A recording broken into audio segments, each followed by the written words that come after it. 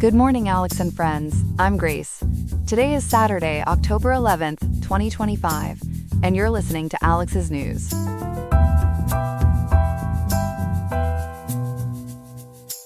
The high in Riverside today will reach 79 degrees, with a low of 63.5 overnight, so expect a comfortable fall day perfect for getting out and about without overheating.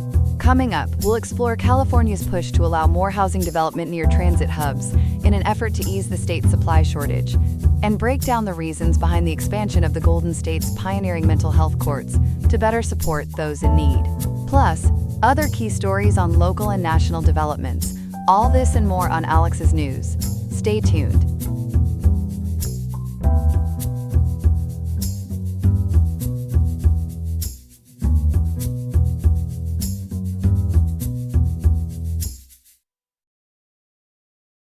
Good morning, folks. Yesterday, California Governor Gavin Newsom put his signature on Senate Bill 79, the Abundant and Affordable Homes Near Transit Act, a game-changer in tackling our state's housing crunch by shaking up zoning rules around transit hubs. To break it down for us, I'm joined by our housing policy expert, Ethan. Ethan, what makes this bill such a big deal? Thanks, Grace. Absolutely. This is like giving urban development a fast track. Signed on October 10, 2025, SB 79 kicks in on July 1, 2026, about 8.5 months from now. It overrides picky local zoning in 8 bustling counties to greenlight mid-rise apartments near major transit stops. According to Cal Matters, a nonprofit digging into California policy, it's the payoff from years of pushing for more homes as rents and prices skyrocket, pricing out families left and right. Mid-rise apartments. That's up to 9 stories, right? And which spots qualify? Spot on, Grace. It targets areas within half a mile of high-frequency transit like BART, Caltrain, or LA Metro's B&D lines, allowing up to 9 stories right next to them. For slower services like light rail or bus rapid transit, which is basically speedy buses with dedicated lanes, it's capped at 8 stories closer in, dropping to 5 or 6 farther out. The Los Angeles Times details this tiered setup Tier 1 for heavy rail, with 72 or more trains daily, and Tier 2 for 48 to 71 trains. It's all about matching density to how packed the transit is, reducing car jams and pollution. And those 8 counties, Ethan? Why just them? They are the urban heavyweights Los Angeles, Orange, San Diego, Santa Clara, Alameda, Sacramento, San Francisco, and San Mateo, housing over 70% of Californians. Think dense spots where shortages hit hardest. In LA County alone, with 150 transit stops, the San Francisco Chronicle reports it could unlock tens of thousands of units in single-family zones. The Alameda Post, covering local news in Alameda, spotlights how it speeds up projects around BART in places like Oakland and Alameda itself. Even transit agencies like BART and Metro can now build housing on their own turf. Sounds pro-density, but what about keeping things affordable? No one's building luxury towers on every corner, I hope. Fair pun, Grace. No Tower of Babel here. For projects over 10 units, it mandates 7% for extremely low-income folks earning under 30% of area median income, 10% for very low under 50%, or 13% for low under 80%. That's deeper affordability incentives with density bonuses. But LAist, our LA Public Radio affiliate, notes in cities like Los Angeles with existing 10% rules, up to 90% could still be market rate. It also bans tearing down rent-stabilized buildings with 3 or more units or those occupied in the last 7 years to fight displacement. This ties into Newsom's summer 2025 move exempting most urban apartments from full California Environmental Quality Act reviews, which is that big environmental check that often delays projects. Supporters love it for boosting supply, but I hear pushback from locals. What's the beef? Yeah, it's stirring the pot, or should I say rezoning the chessboard. YIMBY groups like California YIMBY cheer it for potentially adding 100,000 to 200,000 units, per the California Department of Housing and Community Development, saving families up to $1,000 a year in transit costs and cutting car miles for the planet. Newsom's office on ca.gov calls it key to ending homelessness for over 180,000 Californians. but mayors are fuming.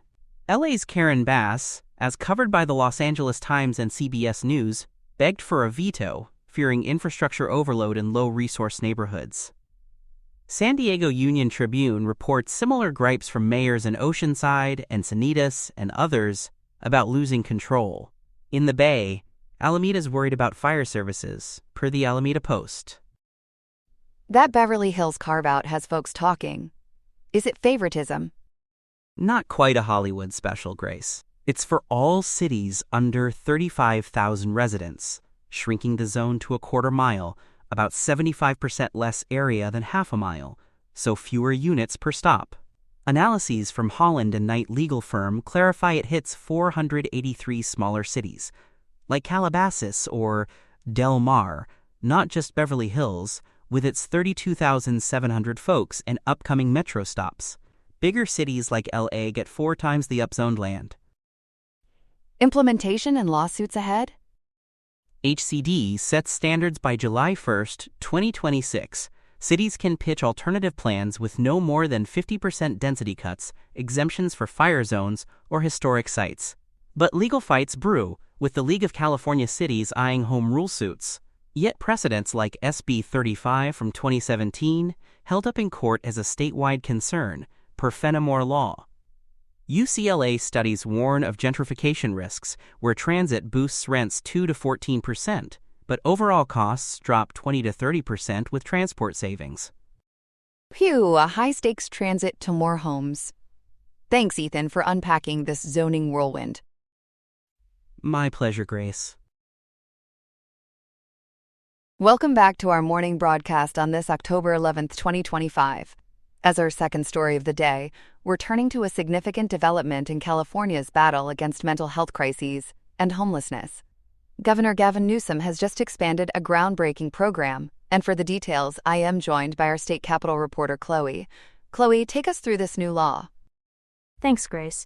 Yesterday, on October 10th, Governor Newsom signed Senate Bill 27 into law, broadening the state's Care Court program. This initiative, which stands for Community Assistance, Recovery, and Empowerment Court, was first established back in 2022 through Senate Bill 1338 and rolled out statewide on January 1, 2023. It's designed as the nation's first of its kind, a court-supervised system to help adults with severe mental illnesses like schizophrenia or psychotic disorders, especially those who are homeless or cycling through jails and emergency rooms. Chloe, for folks tuning in who might not be familiar, can you explain what Care Court actually does and why it was created in the first place? Absolutely, Grace. Care Court came about amid California's ongoing emergencies with mental health and homelessness, where tens of thousands of people suffer from untreated psychotic disorders and end up on the streets or in the justice system. According to reporting from the Associated Press, the program lets family members, first responders, doctors, or even police petition a superior court in one of our 58 counties to create a personalized care plan. This plan links folks to voluntary services like counseling, medication management, housing support, and treatment for substance use. If someone refuses, a judge can order participation, and repeated non-compliance might lead to conservatorship, which is a more restrictive legal status where a guardian makes decisions for them. It's inspired by models like New York's Kendra's Law, an assisted outpatient treatment program that, as studies from the Treatment Advocacy Center show, cut homelessness by up to 74% and arrests by 83% in that state. That sounds innovative. But this expansion with Senate Bill 27, what exactly does it change, and when does it kick in? The bill, authored by Democratic State Senator Thomas Umberg from Santa Ana, takes effect on January 1, 2026, which is just 81 days from now. According to Umberg's office, it expands eligibility to include people with bipolar disorder who show psychotic symptoms, a targeted addition to avoid overwhelming the system, unlike broader mood disorders that were initially proposed. For example, San Diego officials project this could increase cases by 3.5% up to 48.1%, but it's meant to target the right folks to prevent tragic outcomes from untreated psychosis. It also streamlines court processes by combining 2 hearings into one, easing burdens on understaffed counties, and integrates with the criminal justice side, allowing direct entry into care court for those charged with misdemeanors but found incompetent to stand trial due to serious mental illnesses. This bipartisan bill passed almost unanimously, with Newsom calling it a proactive step for care and accountability to keep people from spiraling on sidewalks or bouncing between emergency rooms and jail cells. Impressive scope, Chloe, but how has the original program performed so far? Any numbers on its impact? Early outcomes are mixed, Grace, falling short of big projections but showing some promise. As of July 2025, according to data from the California Judicial Council, only 2,421 petitions were filed statewide, leading to just 528 care plans. That's way below the estimated 7,000 to 12,000 eligible people. In Los Angeles, as reported by the Los Angeles Times, there were 511 petitions and 112 plans, compared to an expected 4,500. San Diego, per local health department figures uncovered by ABC News, had 384 petitions and 134 agreements against 1,000 projected. Only 14 folks needed court-mandated treatment, and about 45% of cases were dismissed due to eligibility snags, location issues, or refusals. Positively, it connected over 1,400 to services by late 2024, using bridge housing from a $1.5 billion fund. First graduations happened in San Diego in August 2024, but statewide numbers remain low by September 2025.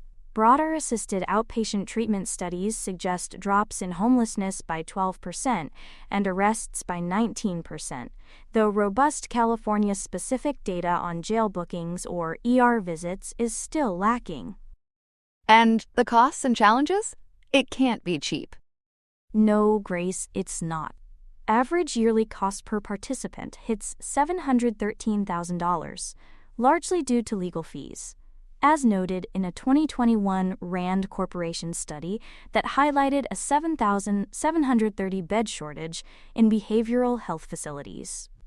Funding started at $88 million and rises to $215 million annually by 2026, covering courts, lawyers, and services. But counties like those in the County Behavioral Health Directors Association worry about resource gaps, especially with staffing and housing lags persisting into 2025. They oppose the expansion, saying stabilize the core program first before adding more cases, particularly as Proposition 1, a $6.38 billion bond from March 2024, funds 6,800 treatment beds, 26,700 outpatient slots, and 4,350 supportive housing units, with openings stretching through 2026. Of course, not everyone's on board. What are the main criticisms? Critics, including disability rights groups, raise valid concerns about coercion and equity. Monica Porter Gilbert from Disability Rights California argues it's not truly voluntary, as court orders can erode autonomy and lead to traumatizing conservatorships, potentially lacking evidence of long-term benefits. As Lex Stepling from All People's Health Collective put it in a statement to NPR, it's unimplementable without fixing root causes like California's 3 million unit housing shortage. The program disproportionately impacts Black individuals who make up 40% of the unhoused population, along with Indigenous, Latinx, and LGBTQIA+ communities amid institutional racism worries. Groups like Mental Health America of California have challenged its constitutionality over due process issues. While policy reviews from the Substance Abuse and Mental Health Services Administration note, assisted outpatient treatment can save $1.81 for every dollar spent by cutting hospitalizations, it risks higher suicide rates and lower user satisfaction due to coercive elements. With $14 billion already invested in homelessness, skeptics call CareCourt a Band-Aid. Fascinating look at this evolving effort, Chloe. It seems like a caring expansion, pun intended, on Newsom's mental health agenda tying into Proposition 1 and the Mental Health Services Act reforms. Families are key in driving these petitions, and if it succeeds by 2026, it could inspire national change, though overload remains a risk without deeper funding. Exactly, Grace. Supporters see it as essential accountability, but success hinges on those Proposition 1 capacities ramping up. Thanks for that thorough breakdown, Chloe. We'll be watching how this unfolds in the coming months. Here are some other headlines. Pre-dawn airstrikes hit Msela in southern Lebanon, killing a Syrian citizen and wounding 7, another Syrian, and 6 Lebanese civilians. A heavy machinery yard was leveled, vehicles wrecked, and a key highway briefly cut. Hezbollah's Al-Manar said a passing vegetable truck was struck. Israel's military said jets targeted hundreds of heavy engineering vehicles used to rebuild terror infrastructure, accusing Hezbollah of hiding among civilians and breaching the November 2024 ceasefire. President Joseph Aoun condemned a heinous aggression against civilian sites. The barrage strains a fragile truce, as Israel seeks to stunt Hezbollah's rebuild, while Beirut struggles to assert sovereignty, raising the risk skirmishes could boil over. In Washington, President Donald Trump proclaimed the second Monday in October Columbus Day, urging Americans to reclaim the explorer's legacy and calling him a true American hero and giant of Western civilization. The move restores a single holiday salute, omitting Indigenous Peoples' Day, and follows a promise made this spring. Supporters, including some Italian-American groups, cheer. Critics say it ignores colonization's harms. At a cabinet meeting, he signed with a quip, "Columbus Day, we're back, Italians." Across the Caribbean, a prize with political punch, Venezuela's Maria Corina Machado won the 2025 Nobel Peace Prize for a long nonviolent push toward democracy. The Nobel Committee praised her tireless advocacy and civil courage, with Chair Jorgen Watne-Fridnes calling her a unifying force for a once-divided opposition. Machado, in hiding after a post-2024 crackdown, dedicated the award to Venezuelans and thanked U.S. President Donald Trump for support. The honor spotlights a deepening crisis, buoying the opposition while drawing heat from Caracas. Amnesty International hopes it spurs international justice efforts. The White House criticized the committee, accusing it of putting politics over peace amid the snub of Trump's own candidacy. Stateside schools are in a class of their own shakeup. Under Secretary Linda McMahon, the Education Department is championing privatization and deregulation, ProPublica reports, with a national school voucher program funded by a federal tax credit set to launch January 1, 2027. The agency has pared hundreds of millions from mental health and teacher training grants and proposed a 15% cut to the fiscal 2026 education budget. Civil rights enforcement has pivoted, probing districts, minority-focused programs and policies allowing transgender students to use facilities aligned with their gender identity. The department has also laid off more than 460 employees amid a continuing government shutdown. And in Las Vegas, the Boring Company is in hot water over alleged coal digs. Nevada regulators cite nearly 800 environmental violations tied to the Vegas Loop project: unapproved excavations, untreated water released onto streets, and muck spills. Officials also flagged almost 100 alleged breaches of a 2022 settlement and 689 missed inspections. The 68-mile vision has faced worker safety complaints and a late 2023 OSHA fine topping $112,000. While the tab could have topped $3 million, the state proposed a $242,800 penalty, it says, still packs deterrent punch. The company is disputing the claims. Regulators say the drill needs more discipline before digging deeper. That's all we have for now. Today's episode was made by Alexander King with Claude Sonnet 4.0, Gemini Pro 2.5, Gemini Flash 2.5, and Google Cloud Text-to-Speech. I hope you have a great day. I'll see you tomorrow, Alex. Bye.